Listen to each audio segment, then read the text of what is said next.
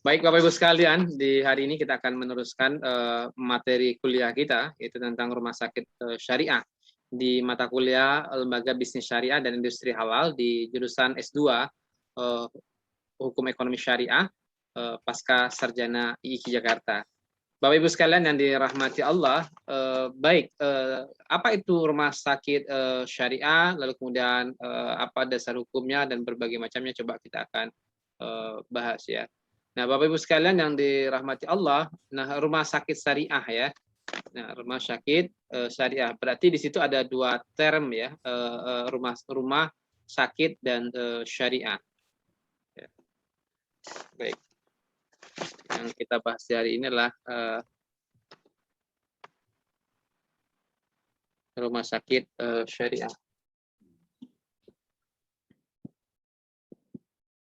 Nah, Bapak Ibu sekalian yang dirahmati Allah, nah rumah sakit adalah institusi pelayanan ya yang menyelenggarakan pelayanan kesehatan perorangan secara paripurna yang menyediakan pelayanan rawat inap, rawat jalan dan gawat darurat.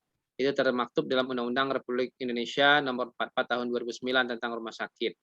Lalu kemudian rumah sakit syariah adalah rumah sakit yang seluruh aktivitasnya berdasar pada maqasid syariah al-islamiyah.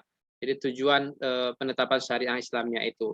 Hal ini sesuai dengan konsep maqasid syariah menurut Imam As-Shatibi, yaitu memelihara agama, hifzuddin, memelihara jiwa, hifzun nafas, kemudian memelihara keturunan, hifzun nasl, lalu kemudian memelihara akal, hifzul akal, dan memelihara harta, hifzul mal.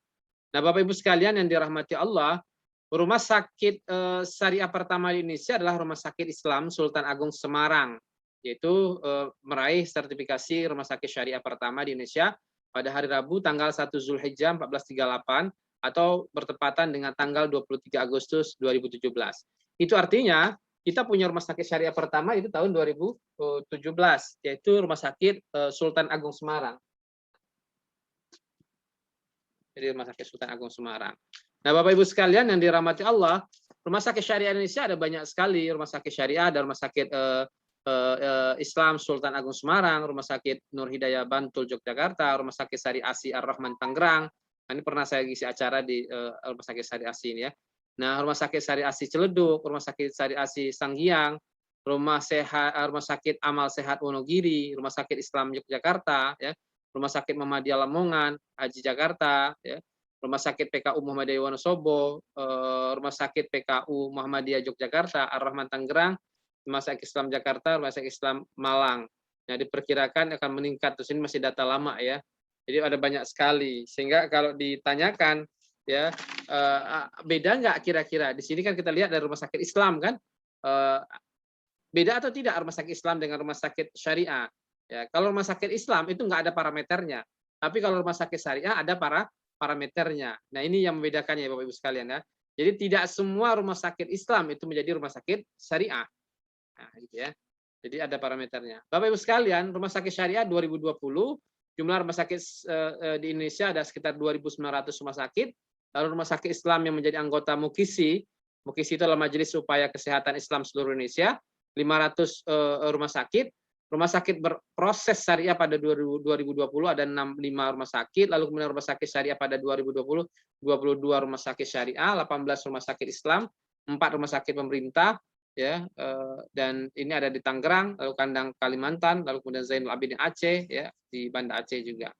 Nah, peraturan hukum rumah sakit syariah di Indonesia yaitu Fatwa Dewan Syariah Nasional Majelis Ulama Indonesia nomor 107 DSN MUI ya 2016. Tentang apa Pak Indra? Tentang pedoman penyelenggaraan rumah sakit berdasarkan prinsip syariah. Nah, sertifikasi rumah sakit syariah, penyusunan standar sertifikasi rumah sakit berbasis syariah mengacu pada standar akreditasi dari Komite Akreditasi Rumah Sakit ya, yang kemudian ditambah unsur-unsur syariah di dalamnya. Lalu kemudian sertifikasi rumah sakit syariah dibagi dua kelompok, yaitu kelompok standar yang mengatur pada aspek manajemen dan kelompok standar yang mengatur pada aspek pelayanan rumah sakit. Jadi dua ya Bapak Ibu sekalian. Apa tadi Bapak Ibu sekalian aspeknya? Ya. Jadi ada dua aspek ya untuk melihat standarnya. Yang pertama pada manajemennya. Yang kedua adalah pada pelayanan. Manajemen dan pelayanan. Ya, jadi dilihat dua itu. Nah, ada juga ini mahasiswa S2 HSIIKI yang sedang lagi melakukan riset ya terhadap rumah sakit syariah di Solo ya. Nah, itu kebetulan Pak Hendra pembimbingnya. Jadi ini luar biasa. Nah, lalu kemudian untuk menjadi rumah sakit syariah setidaknya ada 51 persyaratan standar serta 173 elemen penilaian. Penilaian sertifikasi ini sepenuhnya menjadi kewenangan DSN MUI, tetapi pelaksanaannya dilakukan dengan kerjasama antara DSN MUI dengan Majelis Supaya Kesehatan Islam seluruh Indonesia (MUKISI) tadi. Jadi gitu ya. Jadi ini kerjasama. Nah, standar dalam sertifikasi rumah sakit syariah dibagi kepada dalam 5 bab besar yang dibagi dengan bobot standar dan elemen penilaian yang berbeda. 5 bab besar yang dimaksud meliputi hifzuddin, ya, hifzun nasl, hifzul akal, hifzun nasl, hifzul mal. Jadi hifzuddin itu ada 32 standar dan 108 elemen penilaian. Lalu hifzun nafas itu ada 6 standar dan 17 elemen penilaian. Lalu hifzul akal itu ada 6 standar dan 18 elemen penilaian. Lalu hifzun nasl itu ada 2 standar dan 7 elemen penilaian. Hifzul mal ada 4 standar dan 11 penilaian. Jadi banyak sekali ya penilaiannya. Jadi ini luar biasa. Nah, sertifikasi rumah sakit syariah itu kelompok standar pada aspek pelayanan. Dalam aspek kelompok manajemen meliputi penilaian tentang standar syariah, ya, manajemen organisasi berisi tentang tanggung jawab dan akuntabilitas pemilik rumah sakit, ya. Lalu kemudian akuntansi, keuangan, dan banyak lagi yang lainnya. Kira-kira ini Bapak Ibu bisa lihat ya standar pelayanan kerohanian dan berbagai macamnya. Ya. Nah, saya pikir itu Bapak Ibu sekalian. Jadi kalau dikatakan bimbingan apa? Pertama saat sakaratul maut, bimbingan talqin ya. Jadi ini luar biasa ya. Orang yang meninggal itu dibimbing bagaimana matinya dalam keadaan husnul khotimah, dalam keadaan mengucapkan kalimat tauhid ya. Lalu bimbingan saat sholat ya. Dan itu tentu tidak didapatkan di rumah sakit biasa. Lalu jika pemasangan alat sesuai dengan gendernya tadi, sebagaimana disampaikan tadi ya kira-kira gitu.